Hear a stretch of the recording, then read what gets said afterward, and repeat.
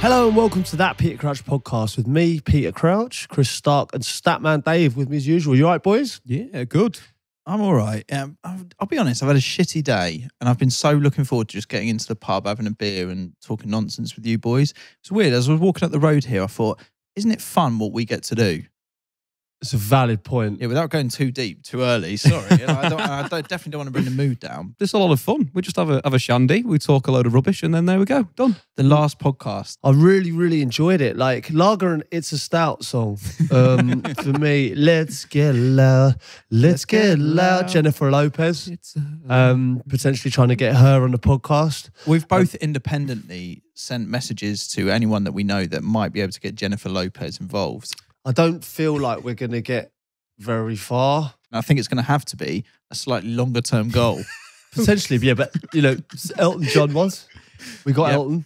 Yep. We went to the Palace with Prince William. Yeah. We did a festival. We had Liam Gallagher on that festival, Catherine Jenkins. Things do happen. You don't rule it out. Yeah. Lopez is a goal of ours. We've got loads of admin to get through. So yeah, news on Jennifer Lopez. Kind of the news is there is no news. We're going to go through some of your messages as well. We always get great messages into this podcast. And when we've not got a guest on, what we do is we focus on a different part of being a footballer. We spoke about relegation last week, Crouchy. There was a massive response to that on socials from everyone. Yeah, there was some points in that really hit hard, because you're failing at the thing you're most passionate about. Yeah. And it was hard to go through it all again, really, because I didn't enjoy any of those relegations, obviously. It's easy going through the goals and the wins, but not so easy going through them. So, yeah, I found that tough, but I think, we got some good stuff out of it. It was interesting. I think it brings a real emotive side to footballers because we do think that team gets relegated, the players don't care. Well, that altogether. Is the suspicion, yeah. And I spoke to some of my mates at Sport Stoke, and again, they've seen it in a different light now. So look, it's that part of the season and it was really interesting chats on the last podcast. Go give that a listen if you're new. And if you are new, by the way, welcome along. This episode is going to be about that period immediately after the final game of the season. So we're going to get stuck into what players get up to as soon as they don't have to worry about training or playing. We've called it the off-season episode, but is there a name that footballers have for that gap between, the end of one season and the start of another? The Gooch? We can't call this podcast That Gooch podcast, can we? Is it too late? I think we just have. Right, lads, it's time to talk about the Gooch, or the off-season, however you want to phrase it. Crouchy, what was it like after that final whistle of the last game of the season? How did you feel? It's a time for reflection, isn't it? I think it's a time for you think about how you've played. Unfortunately, I've been relegated and walk round and thank the fans and you think, what am I doing out here? I've been, we've had a shit season and... You don't bring the family for that one, do you? Generally speaking. Depends sort of how the vibe is in the stadium, really. You can usually gauge it. A lot of things hinge on how the game's gone that particular day. Even if you've got relegated, if you've won or done well, you think, I can bring one kid on maybe. That's amazing. What level of family am I bringing on here? Well, the one that I dislike the most can come on with me and get absolutely abused the whole way round. But on the flip side of that, if you've had a above average season or you've won a trophy, for instance, it's a celebration. And, we saw City recently, that feeling, that elation of being, the culmination of a 38-game season, plus all the cup competitions, and you've been the length and breadth of the country. I really get the impression that the club loses control so quickly after that final whistle. It feels like it amazes me in some ways that there's so much restraint all year, right? And I think it's great to see when your team has done well and they can get out in the town. But it's like, there's been big matches throughout the season. You don't see the same but this is chaos. I get this, right? It's a pent-up frustration. All year, right, you're so high profile. You have to be so careful about what you do. And you obviously for yourself, you want to play well, you want to do things right, you want to win something, you want to achieve something, right? That last day happens. It's like having a parent, right, who's really strict, sends you to boarding school, homework, tutor. And then you've got that trip booked to Malia at the end of the year and you go mental That's exactly what it's like. It's like you've been told to do something for those 8 months to achieve something, and then you've got a month, 2 months off to do whatever you want. But where's the tipping point with it? Is it, because to me it feels like it happens almost immediately. I think it is. It feels like take City for example. It's like suddenly they're interfering with the pundits that are trying to present from the game. It's like all of a sudden it's like, you are right. For me, it's, you know, on that last day of school, you'd finish school and you would technically still be in the school property, but you were off. Like it was a half day stuff, and you're setting off fire extinguishers, releasing shirts are getting ripped open, there's ties round heads. That's exactly what it's like. It's like, but the thing is, football. Does the manager try and corral you back? No, he's gone as well. He's gone. Everyone's just sacked it off. He's in Barbados with Graham Souness. Sometimes I found myself being on holiday in the first couple of days, and I'd look down and I'd be on my sun lounger and I'd have my feet like that, and I'd look down at various scars on my shin and think, that was Newcastle away. And that was like, and I'd have them all over me. Like my feet were like in bits from the whole season, you know, and like my back was sore. And I'd think, oh, do you remember that injury that I had? And like, you'd think back and your body would hurt, and you'd think back to the games where it hurt the most. And then you'd find yourself in a mad place of thinking about the goals that you scored, or the bad games that you had, or the good games, or the ones that got away, or the chances you missed. Let's get to that, Crouchy. I'm just fascinated. You know, so then final whistle goes, everyone's free. Okay, some people bring family onto the pitch and stuff like that. But then it seems players just get a free pass. It's like, I noticed that Grealish Grealish was extraordinary at the end of the season, right? He went from final whistle, all the stuff on the pitch. The bus thing looked like he'd been on it for, since the final whistle. And then I'm saying hours later, I see Wayne Lineker with his arm round him in Obi. The mad one straight away. Yeah. I mean, the Ocean Beach with Wayne Lineker. You got to get out there quick. Have you got a picture with him? I don't think I have. Oh, actually, no. I know Truman. I don't know if you're a footballer unless Wayne Lineker's got a picture with you at O Beach. I've been to Ocean Beach. I've been there. Yeah, it's a staple for any footballer. Because he is in a way a manager of his own type, isn't he? He looks after the players' welfare at O Beach. You know what I mean?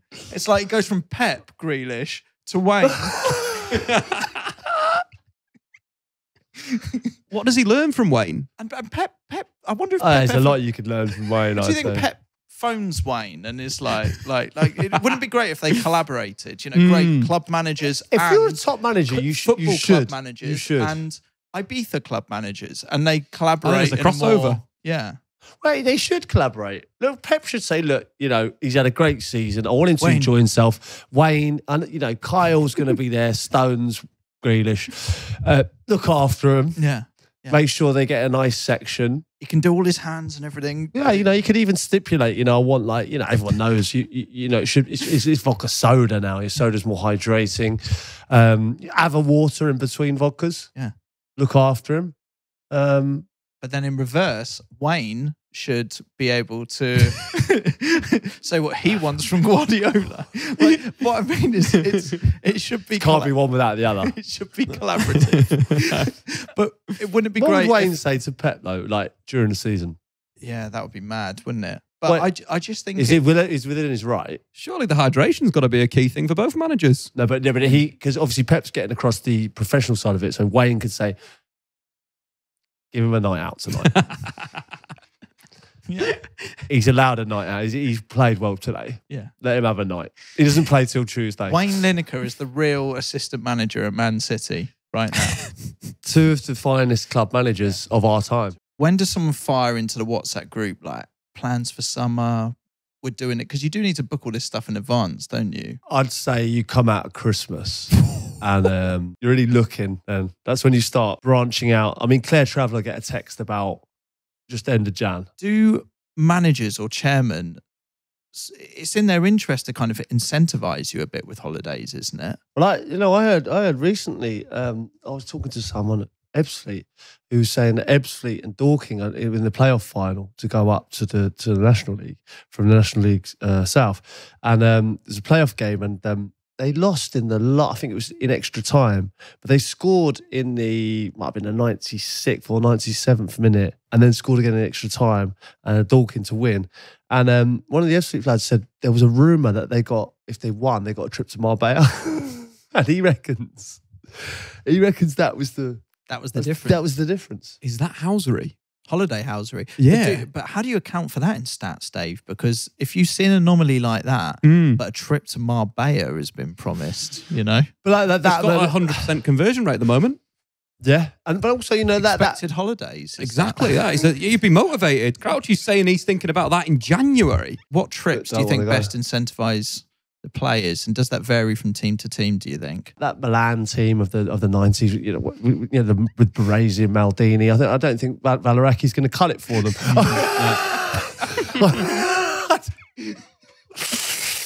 What about Crouchy at Portsmouth then? Let's start there. We had a good group there. Yes. We had a good group there. I mean, we had a couple of trips to Dubai. Very eventful trips. Yeah, I always remember. Yeah, we Crouchy at Southampton. Yeah, we had a kit man called Squirrel, and he ran and jumped in this bush a couple of times, and that was hilarious. But then Pennant thought it'd be funny to jump in the pool, and he bombed the pool bar. So people are sitting in the pool having a nice drink with their wives. But he bombed the pool bar. And then everyone went mad. Obviously, as you'd expect, footballers, they're a disgrace. He's bombing the pool bar. We're here with our family. This is awful, So we said, he came back. We said, that was very funny, Pen, but don't do that again. Anyway, I've turned round. He's doing 50 yards, I think. Double bomb. He's gone again. Back-to-back bombing. He's gone again, right? These poor people. I'm not joking. It's a tidal wave over the whole thing. The barman's got a shirt on. He's drenched. He's gone. Anyway, the fella's gone nuts. The alpha male of the people at the bar has gone berserk. He's like, "You're a disgrace." Got the manager over. He's calmed the situation down. The manager, we've all gone. Obviously the more sensible people have gone. So sorry. He won't do this again. 15 minutes later, right? He's gone about 100 yards this time, and I've turned round and he is full hammer this time. From the pool bar again. He's got the hat trick. Three times. Impressive. I'm not proud of it. Not anyone's proudest moment, but again, very funny. Yeah. That's what the Gooch is all about, isn't it? Like, it's that time that you've sort of... Players let themselves down. It's not the manager's control anymore, is it? Did you lads see the story about Erling Haaland giving his former teammates a watch? No, I'm not across this, Dave. So before he left Borussia Dortmund, he gifted each of his teammates a Rolex watch, a luxury one, worth 15,000 euros. Have you ever heard of anything like that before? Of teammates leaving and leaving a little package? I have, yeah. Samuel Eto'o for the Cameroonian national team. I want to remember that because Asu Akoto turned it down. Refused the watch. I just said, I'll buy my own watch, thanks.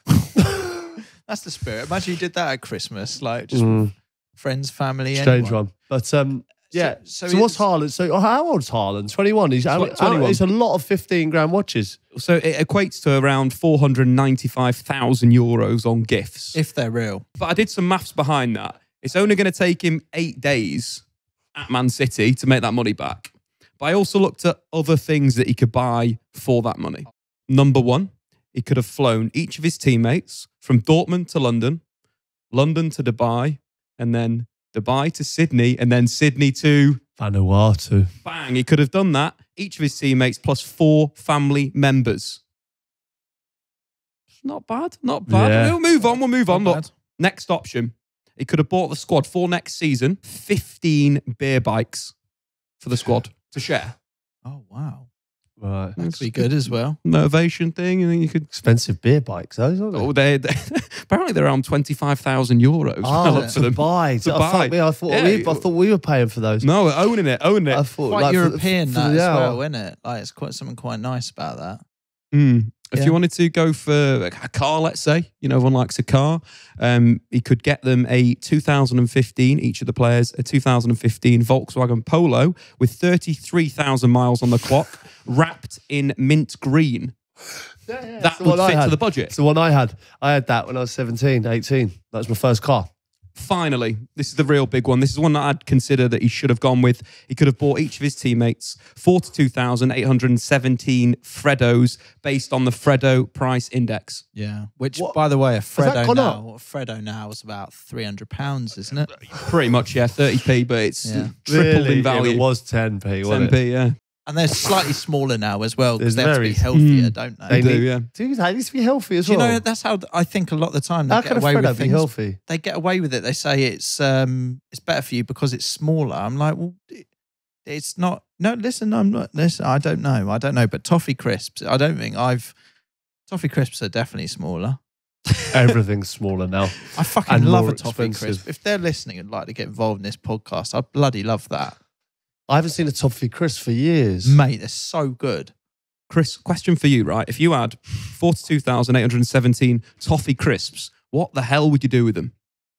Drop his trousers, by the way. Talking of Erling Haaland, how's he going to do, Dave? Is he going to be a success? I'd say so. This season in the Bundesliga, he's scoring a goal every 84 minutes. Look at Sergio Aguero as a bit of a comparison to that. He's scoring a goal every 108 minutes in the Premier League in history. That's the best ever record. So he's beating that. He's going to score a load of goals. City are going to be better. They should win the Champions League. I think he's going to change the game, mainly because of his running style. I think you're going to see more players running like Haaland. It's certainly changed how I run for a train. Like, if you really do the arms and put your head down, Really? you look Do like you? if you Do no you get there? think about it, Crouchy. Like, you look up until Haaland started doing this, you look weird, but when you fully commit how he does in a straight line, it's like your only focus is getting to the end goal. Not worried how you look. Everyone else gets out your way. They're not your problem. You're just very direct about it. And I think that's what Haaland's really going to bring to the Premier League and to people running for their train in general. Wider than that. Me included, Crouchy. I would pay to see you you know what we Haaland should for do? the train. Let's meet I you. would pay to see it. Dave, if you're up for it as well, we fit like one of them Francis train cameras to our heads, Like right? a GoPro. And both run to the train. And run to the train. Haaland style. Haaland style. What yeah. about if we chase a tube? Do Haaland you style. know, I love those videos where they like these guys, they get off a train at one station and then in the time the train has managed to go to like the next station or 2 stops time, they've managed to run to that station. Yeah. Is it? And we should do that. Haaland style. Fuck, that's going to happen, isn't it?